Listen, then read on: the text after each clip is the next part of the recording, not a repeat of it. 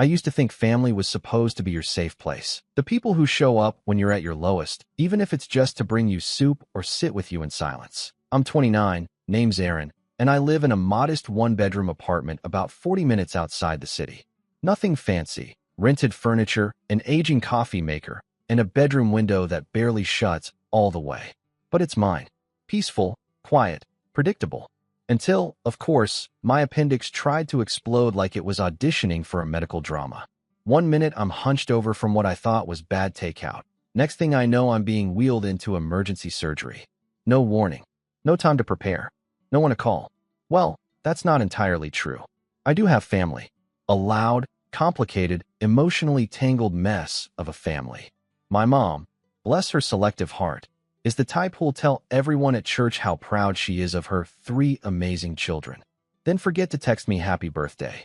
My older sister, Denise, is 33 and floats somewhere between spiritual influencer and professional freeloader. Think essential oils, moon rituals, and an Instagram full of quotes she definitely didn't write. And then there's my younger brother, Caleb, 26, who seems to view life as a continuous GoFundMe campaign. He's charming, always broke, and somehow always in a crisis. I used to be close with them, at least I tried. But the older I got, the more I realized the love in our family came with invisible terms and conditions. The kind you don't read until it's too late. Anyway, I got home from the hospital groggy and sore, with a stack of discharge papers and a half-empty prescription bottle. The nurse asked if someone was picking me up, and I mumbled something about Uber. She gave me that tight-lipped smile that said she knew the truth, but wasn't paid enough to press. I got back to my apartment and collapsed on the couch, pillow under one side, heating pad on the other, phone in hand. I remember staring at the screen for a long time. My vision was still a little blurry, probably from the meds, but the dread was crystal clear. I hadn't told them yet. About the surgery. About anything. It wasn't that I didn't want to. It's just, every time I reached out in the past, I felt like I was shouting into a void.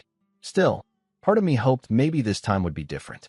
Maybe the fact that I had just undergone emergency surgery and was in physical pain would somehow trigger their dormant sibling instincts. So I opened the family group chat, creatively titled Fam Bam, because Denise had insisted, and typed, "Hey, just got out of surgery. Appendicitis. Home now, but could really use a hand. Groceries, or even a ride to the pharmacy. Let me know." Then I hit send and watched the 3 little dots appear. Denise read it first. Her name hovered at the top, her profile picture showing her in a white robe, holding a smoothie. Then nothing. No response. Not even a heart reaction. Just silence. My mom saw it a few minutes later. Still nothing. Caleb didn't even open it. I waited. An hour passed. Then 2. Eventually I dozed off. When I woke up later that evening, I checked again. Still no replies. But there was a new post from Denise on Instagram. A boomerang of her at a spa, fuzzy slippers, cucumber slices over her eyes, captioned, "Self-care weekend. Detoxing from negativity." I stared at the screen for a long time. Not angry. Not even shocked. Just tired. Like the kind of tired that starts in your bones and settles there, like a second skeleton. I didn't have the energy to feel much else.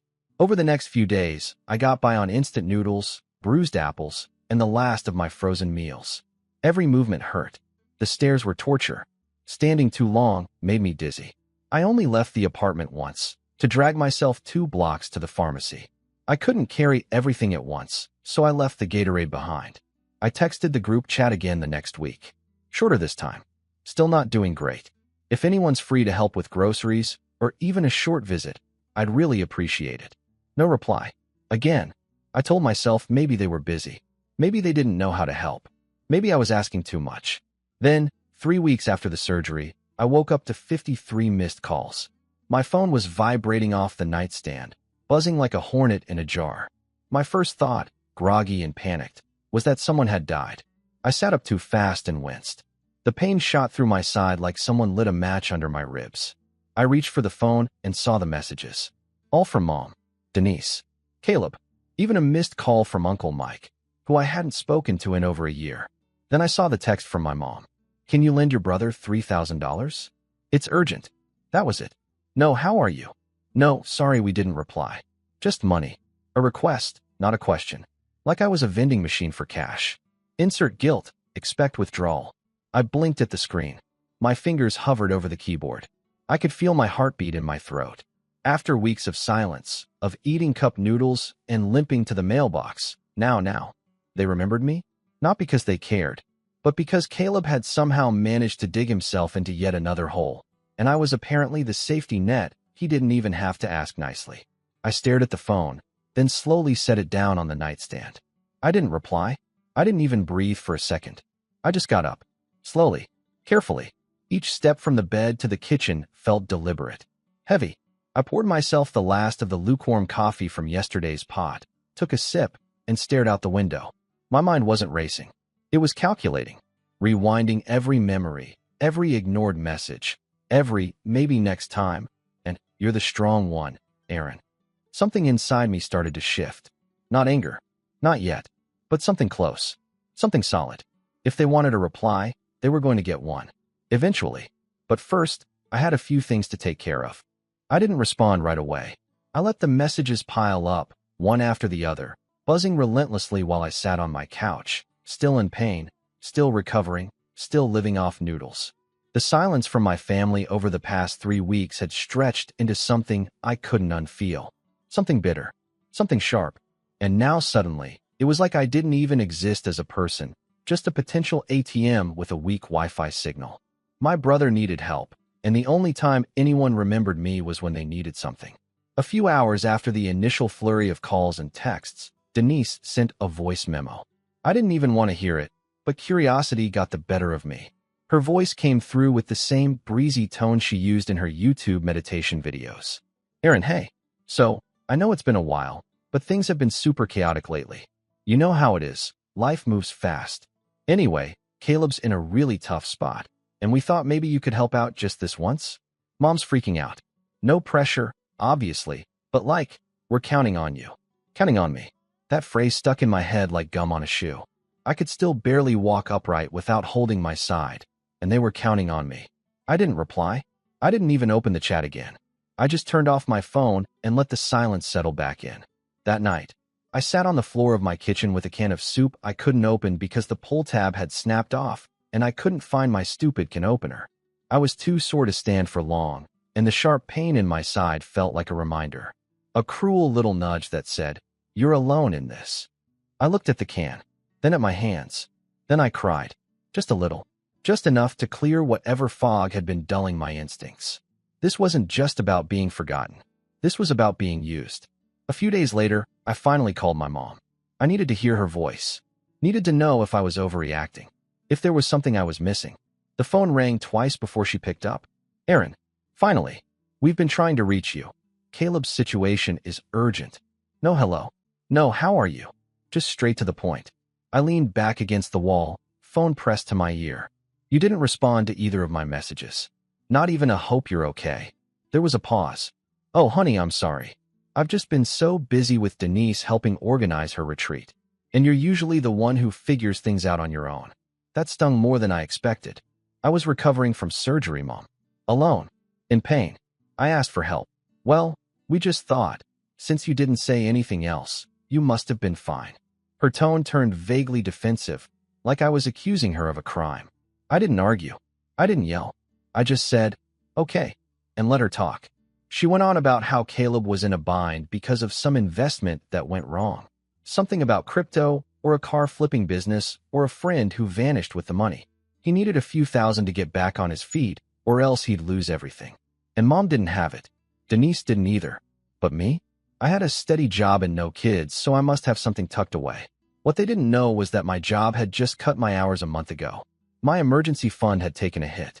And I'd been budgeting tightly, planning to pick up some side work as soon as I could move without flinching. But of course, none of that mattered. Because in their eyes, I was the stable one. The one who always showed up, stayed quiet, made things work. And they were right about one thing. I did make things work. Just not for them anymore.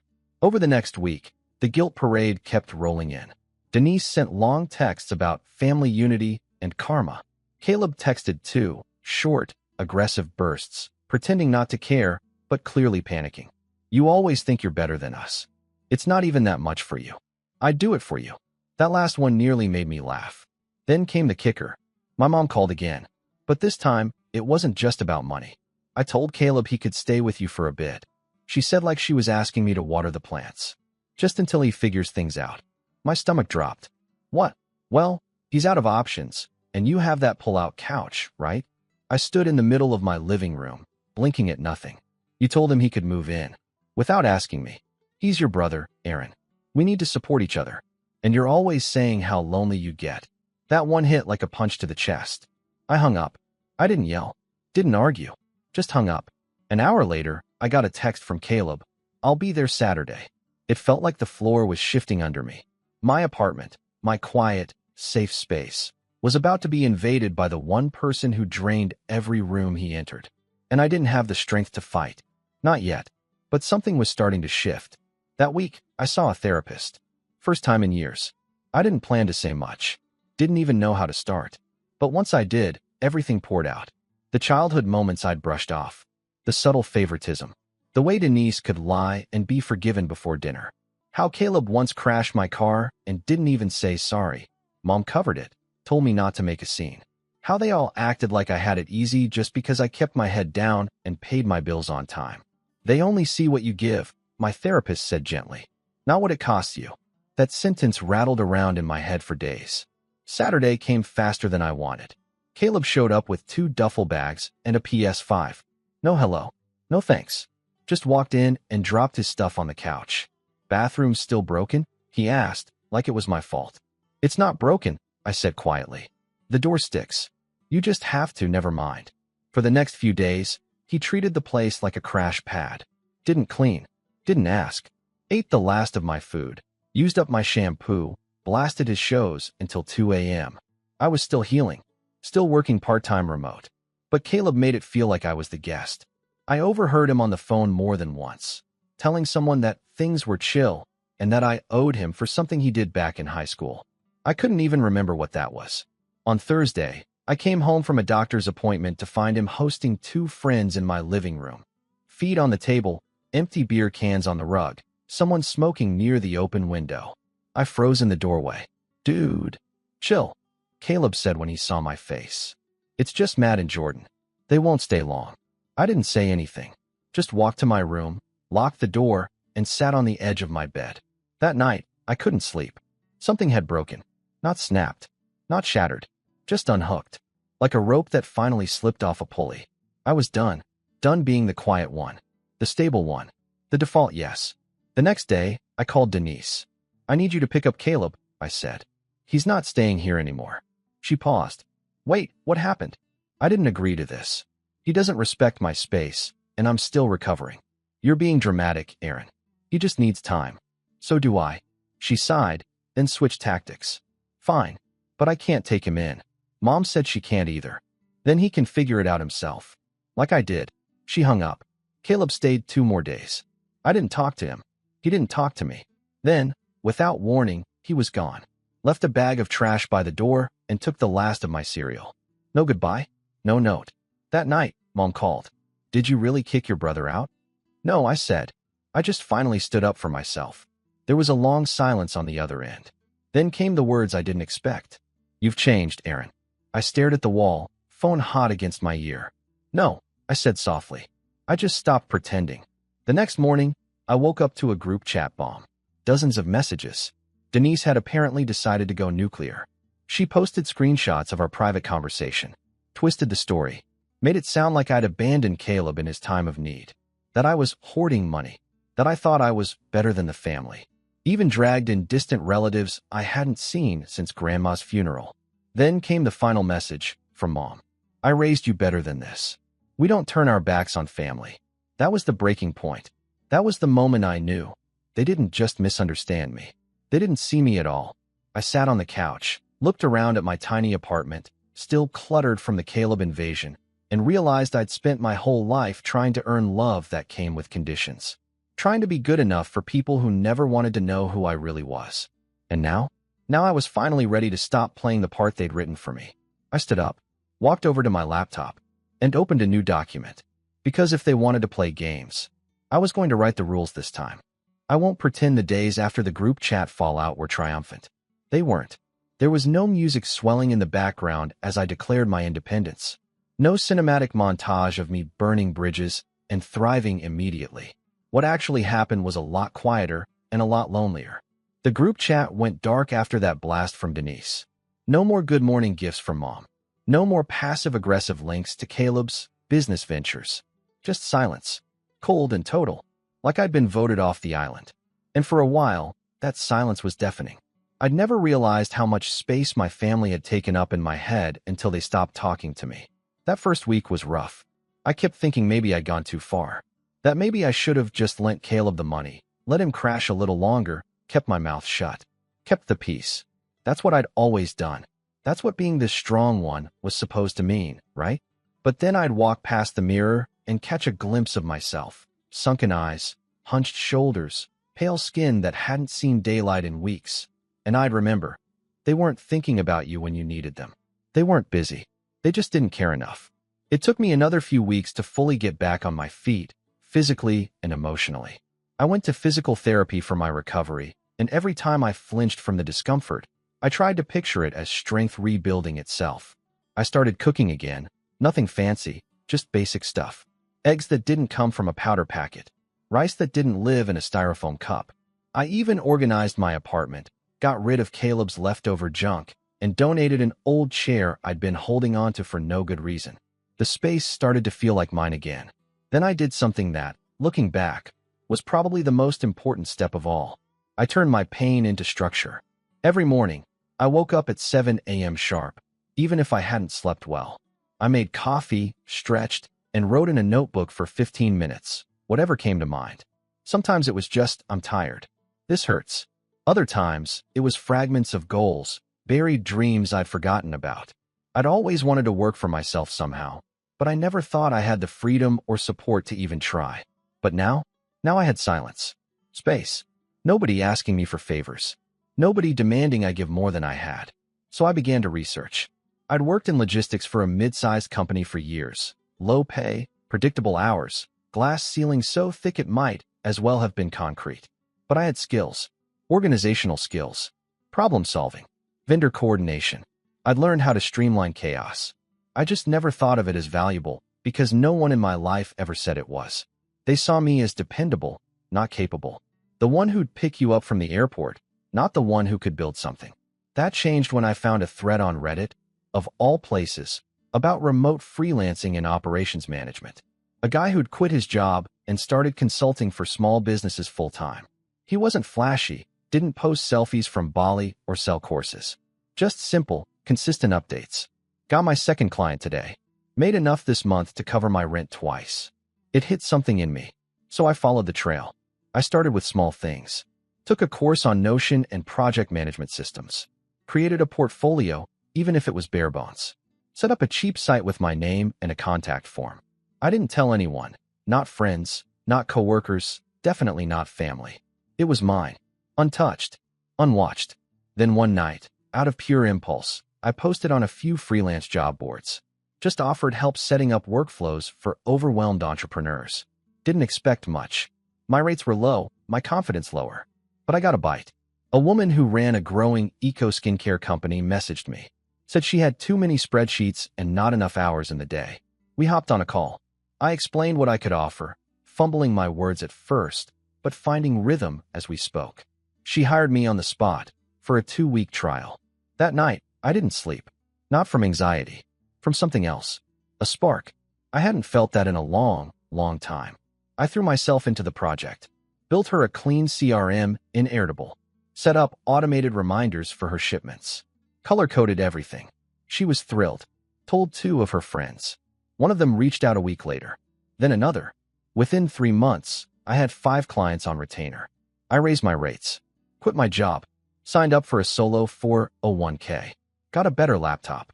Still, I didn't say a word to my family. Not out of spite. Okay, maybe a little, but mostly because I didn't want their voices in my head. I didn't want to hear Mom say, "That sounds risky," or Denise say, "Oh, so you're like a virtual assistant?" or Caleb ask, "So you're rich now?" With that smirk that always meant gimme. I wanted this to grow without their fingerprints on it. But that didn't mean they stayed out of my life. Oh no. 6 months after Caleb left, I got a call from an unknown number while I was setting up a client's launch calendar. I let it go to voicemail. Then curiosity got the better of me. It was my uncle. "Hey, Aaron, it's Steve. Look, I don't want to get in the middle of anything, but your mom's been real worried. Says you won't return calls. Says you're holding a grudge or something. Anyway, Caleb's been going through it again. Lost another job. Thought maybe you could reach out, be the bigger man. You know how family is." I stared at the screen. Be the bigger man. How many times had I heard that? Be the bigger man when Caleb broke something and blamed me. Be the bigger man when Denise borrowed my car and came back with a dent. Be the bigger man when Mom forgot my birthday, but cried when I missed hers once. I'd been the bigger man so often, I'd forgotten what my actual size felt like. I didn't call back, but the calls kept coming. Different people. Old family friends. One of my cousins who lived 2 states away. It was like Mom had activated some secret phone tree. The message was always the same. Come back. Make peace. Caleb needs you. It would have been easier if I were still that version of Aaron. Tired, self-doubting, unsure of my own worth. But I wasn't. Not anymore. Now I was Aaron, LLC. Aaron, consultant. Aaron, homeowner in training. Aaron whole. And I wasn't going to shrink again. Still, the final straw didn't come from a phone call or a text. It came in the form of a letter. A real, actual letter. I opened my mailbox one evening after a late client call, and there it was, fancy envelope, heavy paper. My full name in careful cursive. For a split second, I thought maybe it was a wedding invite. A distant cousin, maybe. Nope. It was a letter from Denise. She'd written it like a motivational blog post. It opened with a quote. "Resentment is like drinking poison and hoping the other person dies." She talked about family healing, about forgiveness, about how we all make mistakes and none of us is perfect. Then she launched into a guilt-laced monologue about how Caleb was trying his best and how Mom had been losing sleep over our rift and how I should just let it go already. At the end, she wrote, "We're planning a family dinner next month. You should come. Let's put the past behind us." No apology. No mention of what happened. Just a blanket invitation to sweep it all under the rug. I sat with that letter for a long time. Folded it. Unfolded it. Read it again. Then I placed it in the same folder where I kept my business invoices. Not because I intended to respond, but because it reminded me of something important. This is who they still think I am. The one who'll come when called. Who'll forgive without change. Who'll patch up wounds he didn't cause. But that guy was gone. I wasn't just building a business. I was building boundaries. And this time, there was a price for crossing them. I had no intention of showing up for that dinner, but I did have something else in mind. Because while they were busy planning a kumbaya dinner, I'd been preparing something far more satisfying. A quiet reckoning. One that would make them look twice. Not out of guilt, but out of respect. And it all started with a phone call I hadn't made yet. To a lawyer. I didn't call the lawyer right away. For days, I kept playing different scenarios in my head. Some rational, others borderline dramatic. I imagined walking into that family dinner unannounced, dropping a truth bomb in the middle of the appetizer course, then turning and walking out in silence while everyone sat in stunned silence. I imagined printing out my old text messages and stapling them to copies of hospital bills. I even imagined forwarding screenshots of the group chat to every extended relative they'd dragged into this. Petty thoughts, sure, but when you've been disrespected for years, sometimes the fantasy of justice is the only thing that keeps you warm at night. But I didn't want petty. I wanted clean. I wanted precise. I wanted undeniable. So instead of calling a lawyer out of anger, I did what I taught myself to do during the rebuild. I made a plan. First, I gathered my receipts. Literal and emotional. I pulled up my old hospital records, the messages I'd sent to the group chat, screenshots of Denise's Instagram post at the spa, the text from Mom asking for $3,000 while I was still on painkillers. I printed them all out and put them in a plain black binder, tabbed, labeled, chronological. My little war journal. Not because I planned to present it to anyone right away, but because I wanted to remember. To keep myself from gaslighting myself into thinking maybe I was overreacting. That I was too sensitive. That maybe Mom was right. I had changed. No, I was clear now. And clarity, I realized, is the sharpest weapon you can wield against people who count on your confusion. Once I had the binder, I started researching family law. Not because I planned to sue them, but because something had been gnawing at me since that last call with Uncle Steve, when he mentioned Caleb had lost another job. That phrasing had triggered something in the back of my mind. Something I'd heard years ago, in a rushed, whispered conversation between Mom and Denise. Caleb had debts. Big ones. And not just the casual, oh my buddy for concert tickets kind. Real, documented, interest-accruing debt. Mom used to hint at it during holidays, something about a co-signed loan that went south. But whenever I asked questions, the conversation would twist away like smoke. Don't worry about it, she'd say. It doesn't involve you. That had always been her favorite line. So I started digging. At first, it was just public records. A couple of hours in county court databases confirmed what I suspected. Caleb had defaulted on a personal loan 2 years ago. The amount was $8,000, but the judgment had ballooned with penalties. Then I found a second judgment, smaller but more recent, tied to an unpaid vehicle lien. He'd apparently borrowed money to buy a used car, flipped it for cash, and never repaid the lender. Classic Caleb. Still, something didn't add up. If he was really this broke, why did Mom still believe he was trying his best? That's when I remembered the family trust. It was this foggy thing in my memory, like a childhood rumor. I only heard about it once, years ago, when my grandfather passed. He left behind a modest inheritance. Nothing extravagant, but enough to matter. There had been whispers about a trust fund set up for the kids, me, Denise, and Caleb. But after the funeral, it vanished from discussion. Every time I asked about it, Mom would deflect. Oh, it's all taken care of. Nothing you need to worry about. Denise used to joke that she'd already spent hers spiritually, whatever that meant. Caleb never mentioned it, and I figured maybe it had just gone to funeral expenses or been split behind closed doors. But now I wasn't so sure. So I called the lawyer. A referral from a former client of mine, sharp guy, clean office, voice like a news anchor. His name was Daniel Knox. I need to know if my family trust was ever distributed, I told him over the phone. And if not, who controls it? Do you have a copy of the will? No, I said, but I can get you a name. My grandfather's. He died in 2015. That was enough to get started. While Daniel ran the search, I focused on phase 2. Reputation. I didn't need revenge that involved burning bridges or dramatic confrontations. I wanted something slower, something with teeth. So I started telling the truth, but selectively. I reached out to a few cousins I'd kept in touch with over the years. Casual conversations, nothing obvious. Hey, just checking in. Have you heard from Denise lately? Weird situation over here. Or, did Caleb ever pay you back for that thing? I just remembered he borrowed from a bunch of people after Grandpa passed. I didn't need to push hard. The thing about people like Denise and Caleb is that they leave trails of resentment wherever they go. All I had to do was flip a few stones. It didn't take long. Turns out Caleb had borrowed $600 from one cousin for car repairs, then ghosted him. Another had been guilted into investing in one of his failed startups. Denise had promised to help a friend plan a wellness retreat, took a deposit, and then backed out last minute citing Mercury retrograde. The more I heard, the more the picture sharpened. My family hadn't just failed me. They'd quietly failed everyone.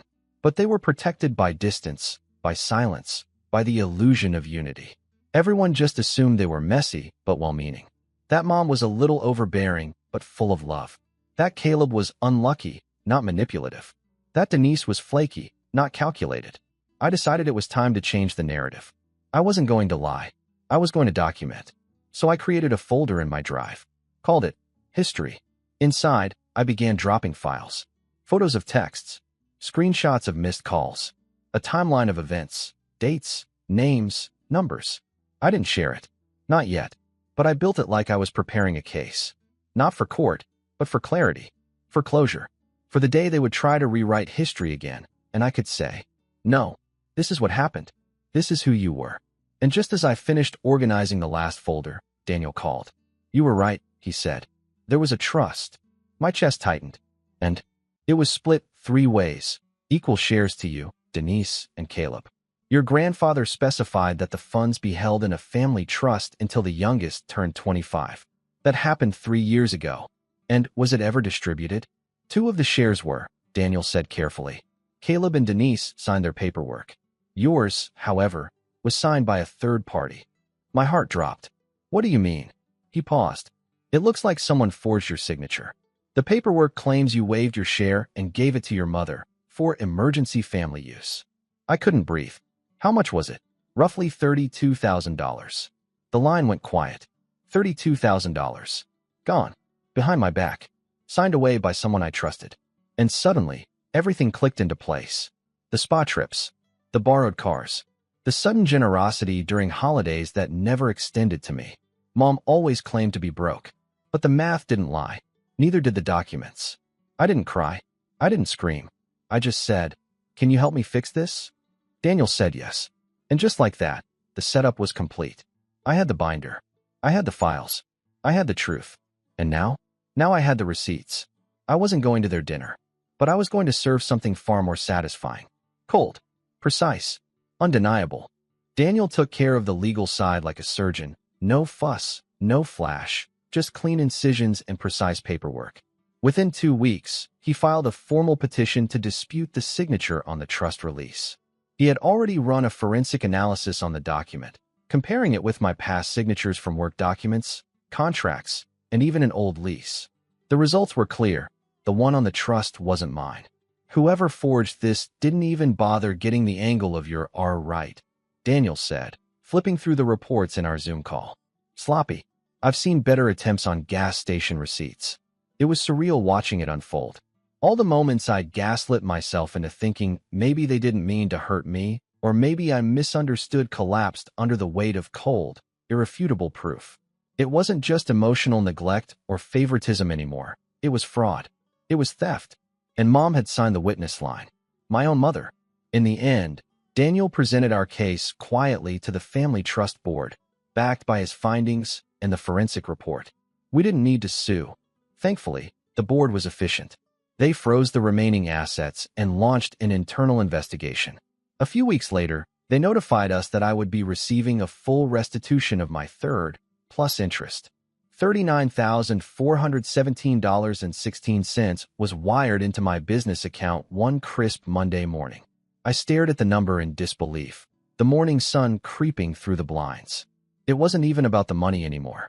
It was the principle, the acknowledgement, the fact that someone, somewhere, had finally said, "You were right. They stole from you. And now we're fixing it." And that's when I decided it was time to go public. Not with a lawsuit, not with a Facebook post, not with a screaming match. Just the truth. Remember that history folder I built? I turned it into a private link and shared it with 10 people, 10 carefully chosen individuals. A few cousins, 2 family friends, my Uncle Steve, and a former neighbor who always sided with Mom and once called me the dramatic one. I didn't add commentary. No long monologue. Just a message. Thought you might want to know the full story. It didn't take long. Within 48 hours, the group chat, which I'd long since muted, exploded. Denise was the first to text. She skipped the usual fluff. "I can't believe you're airing private family matters to everyone like this. This is so petty, Aaron."